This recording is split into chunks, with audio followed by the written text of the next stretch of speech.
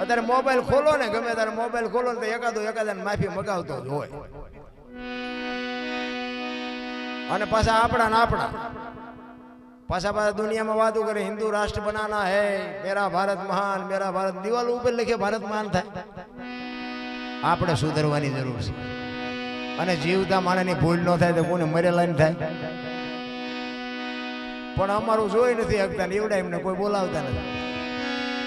હવે એવી પીડા ચાલુ થઈ છે ને એમાં આ મોબાઈલે જે દીવ ઉઠાડ્યો છે ને, મને એમ થાય કે 10 વર્ષ પછી બાપ દીકરાને નથી બોલાવવાના, ભાઈને બોલાવવાના નથી. અમારે એક બાપુ હતા એ કહેતા હતા, એ મને કે દરબાર 10-15 વર્ષ પછી કે તમે જોજો કોઈ ગામ એવું નહીં હોય 5 ગાંડા ન હોય. મેં કીધું બાપુ 20 વર્ષની ક્યાં રાહ જોવો છો? અમુક ગામમાં તો શરૂ થઈ ગયું. તમે કહો છો 20 વર્ષ? હાલો મેં તમને દેખાડું, 2-3 તો ચાલુ થઈ ગયા બીડીઓ ઠૂઠા વીણતા. એટલે અમારા ભીખાભાઈ બાપુ ધરતીકપની વાત કરતા હતા. પછી આપણે બાપુને સાંભળવા છે કે ધરતીકપ કઈ તારીખ હતી, કયો વાર હતો? 26મી જાન્યુઆરી 2001ની સાલ સવારના 8:46 6.9 પ્રિન્ટા ધરાવતો આંચકો આ ધરતીને લાગ્યો. અને એનો લાવારસ ક્યાંથી નીકળ્યો? કચ્છમાં ભુજ શહેરથી ઈશાન દિશા ઉપર 20 કિલોમીટર છેટે ધરતી તોડીને લાવારસ નીકળ્યો. અને ત્યાંથી બાપુ એનો આંચકો હાલ્યો. ગુજરાત રાજ્યના કેટલા ગામડા આવરી લીધા એની તમને વાત કરું. પ્રથમ ભાગે જ્યાં પ્રગટ થયો કચ્છમાં ધ્રાંગ લોડાઈને ધ્રુજાવતો, ભુજને લીધો ભરડો, અંજારને આટો ફરી ખીડોઈ નાખ્યું, ખખડાવી બચાવને કર્યું ભાંગીને ભૂકો, રાપણને રમઢોળતો સામખિયાળીને નોરવા દીધી શાન કે ભાન ઘેર કર્યો કારો, ચૂથી નાખ્યો ચકલાનો માળો, બચાવો ની થાય કિકિયારી નથી બચવાની ક્યાંય બારી. ત્યાંથી ઉભા રણમાં આવ્યો માળિયા માથે થઈ મોરબીના ઉડાડ્યા મોર, જામનગર માથે જડી બોલાવતો હલાટનો પકડ્યો હાથ બહુ ધુણાવી બારડે જૂના ગઢિયા લીધા ઝપટમાં ડોલાયો દક્ષિણનો દરિયો. ત્યાંથી પાછો ફર્યો ભાવનગરને ભડકાવતો વલભીપુર નાખ્યો ઓલવી નોરવા દીધી શાન કે ભાન ઘેર કર્યો કારો, ચૂથી નાખ્યો ચકલાનો માળો, બચાવો ની થાય કિકિયારી નથી બચવાની ક્યાંય બારી. વલભીપુર માંથી વસુટો ગોહિલવાડમાં ગુજાણો, પોણા ભાગનું લીધું પાલીતાણા, બજરંગ બાપાની મેરથી બગદાણાથી બારો હાલ્યો, કાઠિયાવાડ કમકમાવતો રાજકોટમાં રેલાણો, 8 નંબર રોડે અથડાણો, ચોટીલા હોરો થઈ સાયલાને કરી શાન, લીમડીને મારતો ગયો લપાટ, ધોળકા ધંધુકા ધ્રુજાવતો ભરૂચના ઉડાડ્યા ભમરા, સુરતને કરી શાન, વાપી નાખ્યો ઓલવી નોરવા દીધી શાન કે ભાન ઘેર કર્યો કારો, ચૂથી નાખ્યો ચકલાનો માળો, બચાવો ની થાય કિકિયારી નથી બચવાની ક્યાંય બારી. વાપી માંથી વસુટો અમેરિકા જતા હાળાથી પાછો પરવડ્યો પાકિસ્તાનમાં, કરાચીના ઉડાડ્યા કાગડા, દીવા દાંડી લોલાવતો વળતો વળ્યો, અડધું લીધું અમદાવાદ, સાણંદ જોસરો થઈ લખતરને લગભગાવતો, વઢવાણના પાડ્યા વાટ જોર કરી જોરાવર ગાયલ માથે મનાડો, રતનપરને રમઢોળતો, સુરેન્દ્રનગર સોસરો થઈ દુધરેજના દેવળે દેખાણો, ઝાલાવાડ માથે સકડ બોલાવતો, આ તમારા ધાંગધ્રા હોરો થઈ અને હળવદને નાખ્યું હલબલાવી રણની ટિકિટને ટાળતો, સરા સોસરો થઈ દુધેના દેવળે દર્શન કરતો, ખામટીને ખખડાવતો, મૂળીમાં જઈ મલકાણો ત્યાંથી વળતો વળ્યો આવ્યો મારા ટીકર ગામમાં આવીને કર્યું ટીકર ગામડે ભૂકંપ, તારા ભણકારા ભણે ભીખો રબારી આવું કેમ કર્યું કીર્તન. આવો બાપુ ધરતીકંપ આવ્યો ને પછી ઓલો સર્વે કરવા નીકળ્યા કે કોઈને નુકસાન હોય તો સરકાર તરફથી બધું સર્વે કરતા. રાતે ઉભા થઈ વંડીયું મીડા પાડવા, ખોકાઈ વંડીયું પાડી. આ ધરતીકંપ થયેલો રાત એક જઈને તોય નો સુધારો થયો. એ કે હજી કઈ ગામમાં મળે તો હજી ખોટું કરવાનું બાકી નથી રાખ્યું. અને એ વખતે જે વંડીયું પાડી છે ને એ હજી પડી છે. તમારે નો વિશ્વાસ આવતો હાલો હવે મારી હારે દેખાડું અને એની પાસે પુરાવો કરાવો કે આ વંડી કેમ પડી ગઈ. એટલે એ એમ કે ધરતીકંપના સર્વે હાટું પાડી હતી પણ આનું કઈ આવ્યું નહીં. બાપુ પાસા જ નથી વળતા કોને કર. કહેવાનો મારો અર્થ એ છે કે સમય મળ્યો છે, આનંદ કરે એવો છે. આપણે આવડું મોટું ઘર લઈને બેઠા હોય, કોઈ અભ્યાગત આવે, કોઈ સાધુ સંત આવે, કોઈ માગણ આવે, એને બાપુ બટકું રોટલો આપો, મા બાપની સેવા કરો. વ્યસન જો એવા હોય ને તો કંઈક વ્યસનથી છેટાર્યો અને ભાઈઓ કુટુંબમાં મેળ રાખો, બસ. બાકી બીજું કંઈ કરવાનું છે નહીં. કોઈ આપણે હેન્ડલિંગ કરવાનું નથી. આપણે આ ખોટા વજન લઈને ફરી મેં કર્યું આપણેથી કંઈ બને એવું નથી. બધું ઓલાની કૃપા હોય ને. આ બાપુને બોલાવ્યા ને આ પાઠ કર્યો ને આ બધું કર્યું ને એ તો એ ભેગો હોય તો થાય ને. બળદેવ ભાઈની તાકાત નથી કા થઈ શકે. પૈસા બાપુ કોઈની પાસે નથી એવી વાત નથી, પણ એની હાજરી જોવે. રામદેવજી બાપાએ કીધું છે હરભુજીને, એમના માસીના દીકરા ભાઈ થાય. અને એ બેને જયારે વચનની વાત લાંબી છે પણ બાપુને આપણે સાંભળો એટલે 10 મિનિટની વાત એ કરી દઉં. કારણ કે હરભુજીને રામદેવજી બાપાને જવાનો સમય થયો ને ત્યારે એમના કુટુંબને ભેળું કર્યું અને ભેળું કરીને એમને વાત કરી કે ભાઈ મારો સમય થઈ ગયો અને મારી તૈયારી કરો, પણ હું તમને એક વાત કહેવા હાટું બધાને બોલાવ્યા છે. કે શું? કે મારી સમાધિ લેવાઈ ગયા પછી દુનિયા ગમે તમને વાત કરે, સમાધિની હેબ ન ખોલતા, સમાધિ ખોદવાની વાત ન કરતા, તમને દુનિયા ગમે કે. કારણ કે એમને ખબર હતી કે મારા માસીન દીકરા ભાઈ હરભુજી એમને વચન આપેલું કે હું તમને મળ્યા સિવાયનો જઈશ નહીં. અને આવી વાત કરી કે હું જો એમને મારે મળવું તો પડશે, કારણ કે આ તો બાપુ અલગ ધણી હતો, સિદ્ધ પુરુષ હતો.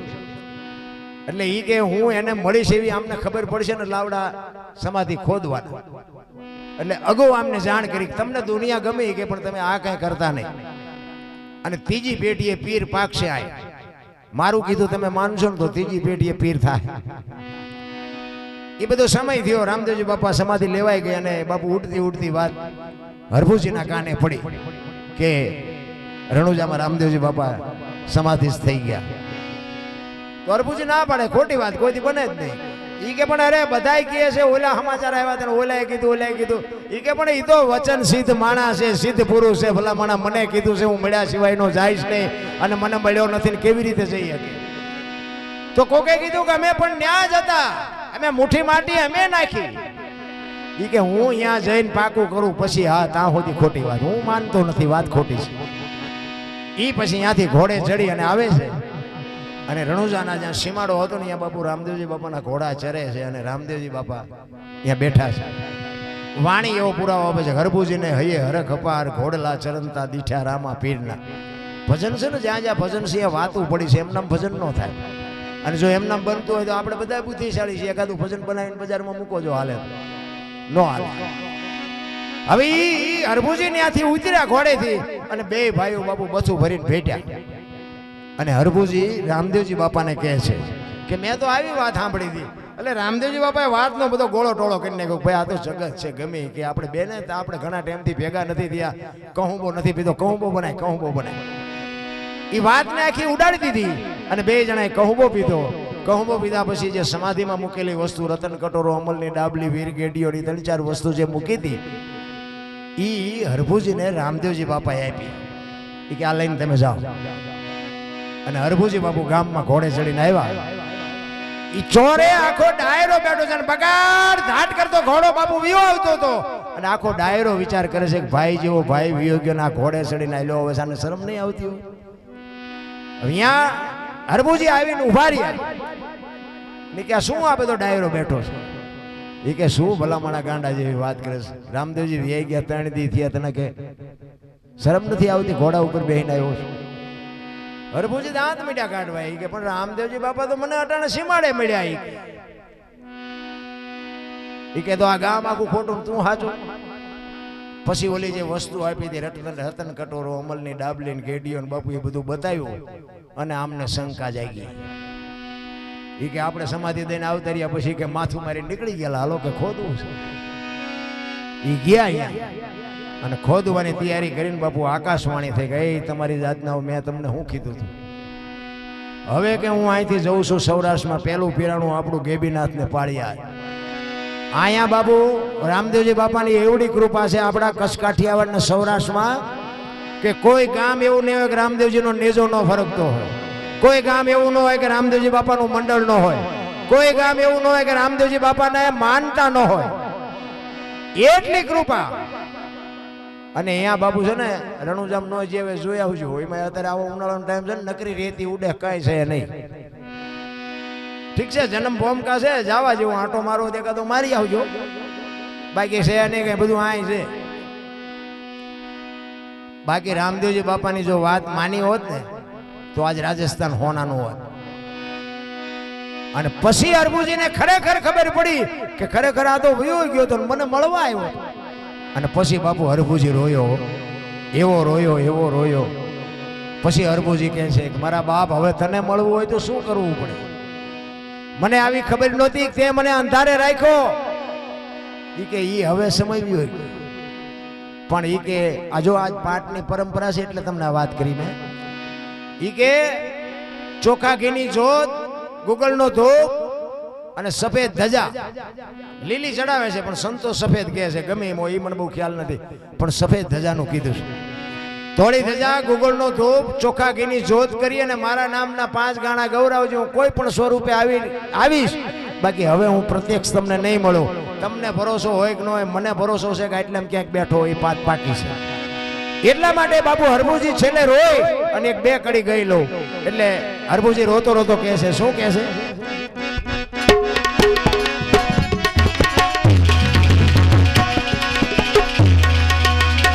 લીલુડે ચડીને રે એ જી મંડપમાં તમે પધારજો રે જાઓ. લીલુડે ચડીને રે એ જી મંડપમાં તમે પધારજો.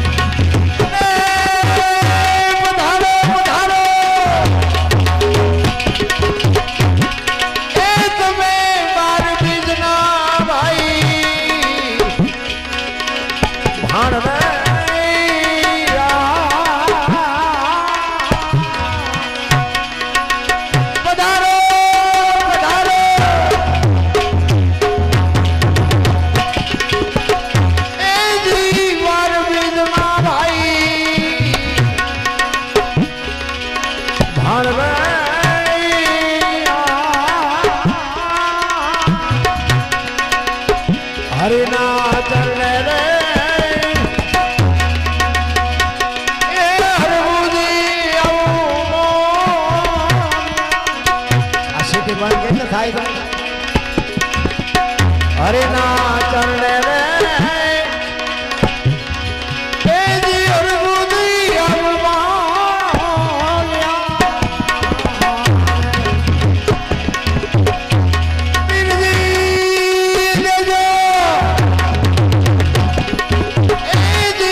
તમારા ચરણે ભાઈ વાસણા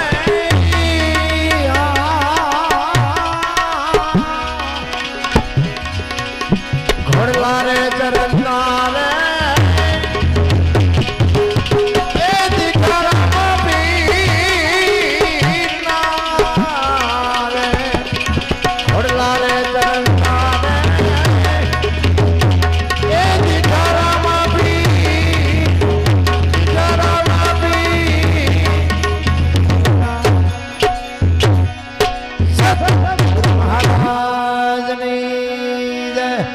બધા શાંતિથી સાંભળો. બધાનો આભાર. કાંઈ ભૂલચૂક થઈ હોય તો માફ કરજો. રામદેવજી બાબાનો પાઠ છે એટલે ચોરવેરા રામટેકરીથી બાપુ પધાર્યા છે. રામદેવજી બાબાનું છે ને, હું તો જાહેરમાં કહું છું કે જીવતો જાગતો બાપુ જો દેવ હોય ને અટાણે, એક હનુમાનજી, એક માં મેલડી અને એક રામાબેન ભવાઈ નાળિયેર માનો બપોર ફડાકો કરે. જીવતો જાગતો. હું તો રામાપીરના મંડળના માણસો હોય ને એને હું સલામ કરું છું, તમે જે ભક્તિ કરો છો એ સારી છે, પણ રેણીએ રહેજો નકર આ બાપુ જે પસાડીને મારે ને, અને તમને જો વિશ્વાસ ન હોય ને તો બાપુ હું તમને બતાવું. તમે આવો મારી ભેગા. જે ચૂકી ગયા છે ને એની બાપુ જે દશા થઈ છે ને, હું તો ના પાડું છું કે જો તમારાથી રેણીએ ન રહેવાય તો એક બાજુ રહેવા દેજો. બાકી આ એટલું બધું હેલું નથી.